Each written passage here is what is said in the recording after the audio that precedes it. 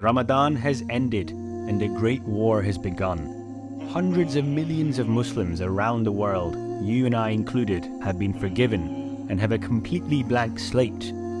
Shaytan's worst nightmare. After disobeying Allah subhanahu wa ta'ala, he pledged vengeance and vowed to mislead and destroy all of the children of Adam alayhi salam. He now has to double down his efforts and drag us back to heedlessness and sin, misery and greed, jealousy, backbiting, slander. The list of potential sins is endless. Are you going to be weak or are you going to be strong? The war is on. Let us be extremely wary of this and double down our defenses. And when the whispers come, and they will come, seek refuge in Allah subhanahu wa ta'ala. A'udhu billahi minash shaytanir rajim. Divert your thoughts to something else. Ideally divert them towards God's majesty. Look towards the Quran, towards salah. Let's not forget that all the devil can do is whisper. He has no power beyond that.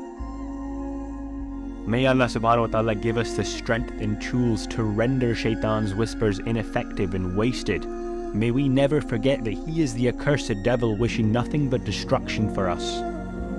May we learn the ways to humiliate him and his vengeful challenge against our Lord. Don't let yourself fall into misery and despair. Ramadan was a reset, a training month for the rest of the year. Don't let it go to waste. Don't let Shaytan win.